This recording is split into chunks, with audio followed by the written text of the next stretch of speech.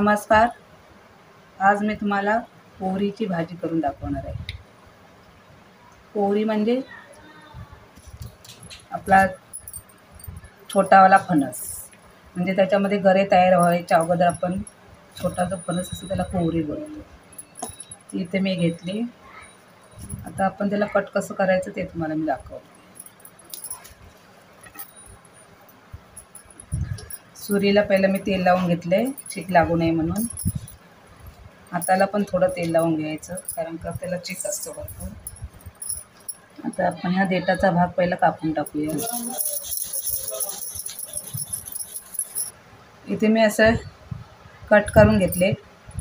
आता आपण ह्याचे हे मध्ये जे पाव आहेत ते काढून टाकायचे आहेत आणि हे दाते पण काढून टाकायचे. थांबा दाखवतो तुम्हाला. वेळेला पण मी तेल लावून घेतले.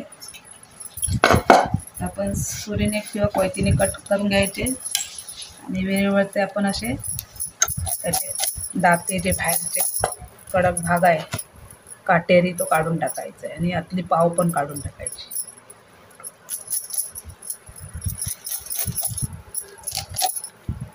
हे पाव आहे आपले, म्हणजे ती मधला जाड भाग जो असतो तो काढून टाकायचा आहे. हे वरचे काटे असे काढून टाकायचे आपल्याला.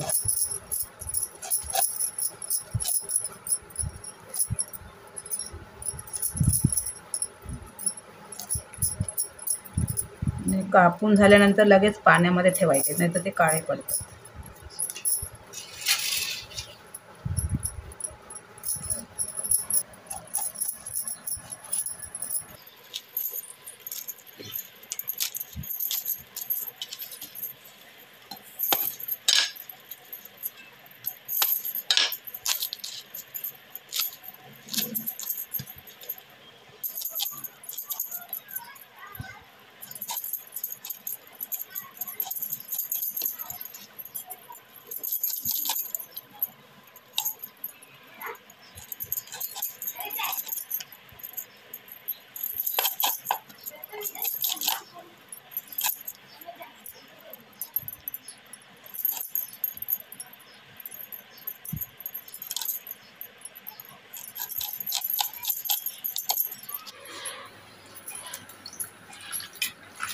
इथे मी अशी कोरी कट करून घेतली आणि आपण कापल्यानंतर लगेच पाण्यात टाकायची, नाही तर ती काळी पडते.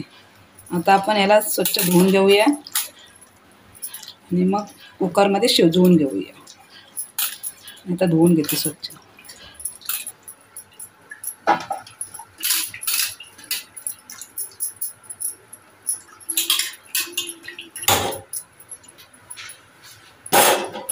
इथे मी आपण ते आपले हे भाजी आहे ना तेवढंच आपलं वरती असं थोडंसं त्याबरोबर पाणी ठेवायचं आणि ह्याच्यामध्ये आता थोडं उकडताना आपल्याला मीठ टाकायचं आहे, म्हणजे ह्या छान अशा भाजीला आपलं मुरतं म्हणून.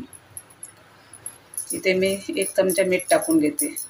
उकडताना आपल्याला मीठ टाकलं ना की भाजी करताना आपल्याला त्याच्यामध्ये छान मिक्स होतं याच्यामध्ये. आणि 1 चमचा छोटावाला तेल टाकते, म्हणजे त्याला चिक असतो ना म्हणून थोडंसं तेल टाकून देते. आता आपण याला झाकण ठेवूया आणि छान असे शिजवून घेऊया. मी इथं टोपात शिजवते, तुम्ही इथं कुकरमध्ये पण शिजवून घेऊ शकता. कुकरला लावलात तर 3 शिट्ट्या मारायच्या, म्हणजे आपली छान अशी भाजी उकडून येते निघते. तर मी झाकण ठेवते आणि 15 ते 20 मिनटं वाफवून घेते. पोहरीची भाजी अशी आपण शिजवून घेतली 20 ते 25 मिनटं. मी त्यातलं पाणी गाळून टाकलं आहे आणि आता आपण हे पाट्यावरती किंवा असं आपला खलबत्ता असेल त्याच्यामध्ये हलका हलका ठेचून घ्यायचं. अशा प्रकारे सुटसुटीत करून घ्यायची.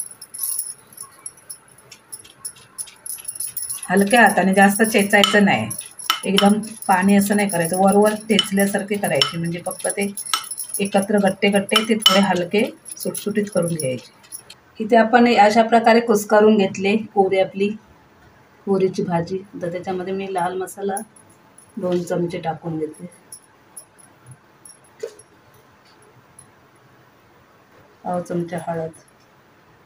इथे आपण भाजी वाफवून घेताना थोडं मीठ टाकलेलं आहे, त्या अंदाजाने आपण आता मीठ टाकायचं आहे. 1 चमचा आपण धना पावडर टाकून घेतो. अर्धा छोटा चमचा गरम मसाला पावडर. आता आपण हे सर्व मसाले भाजीमध्ये मिक्स करून घ्यायचे हाताने. इथे मी सर्व मसाले भाजीला मिक्स करून घेतले. आता आपण भाजी फोडणीला देऊया. फोडणीसाठी इथे मी छोटा बारीक कापून कांदा घेतलाय. इथे 7 ते 8 लसणाच्या पाकळ्या अशा ठेचून घेतले. इथे आपण कढई ठेवले. कढईमध्ये 2 चमचे तेल घातलंय. तेल आपलं गरम झालंय. मी आता मोहरी टाकून घेते. इथे आपली मोहरी तडतडली. अर्धा छोटा चमचा जिरं टाकून घेते. जिरं मोहरी तडतडली. आपण ठेचून घेतलेलं लसूण टाकूया. कापून घेतलेला कांदा टाकूया. आपला कांदा लसूण छान नरम झालाय. इथे थोडीशी तेलावरती लाल मसाला टाकून देते कलर येण्यासाठी आपल्या भाजीला. आता आपण ही जी कुस्करून ठेवली कोरीची भाजी ती आपण मसाला लावून ते आपण एक कढईमध्ये टाकून देऊया तेलावर.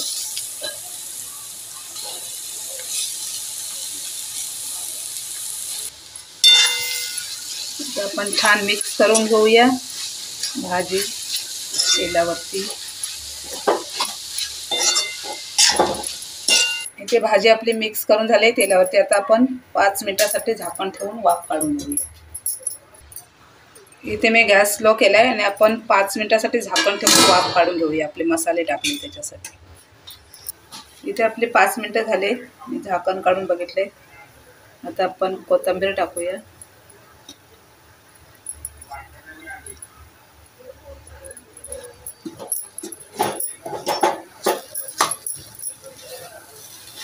छान मिक्स करून घेऊया. कोथिंबीर घालून 1-2 मिनिट परतून घेतली तर आपली भाजी खाण्यासाठी तयार झाली. आणि गॅस बंद करा.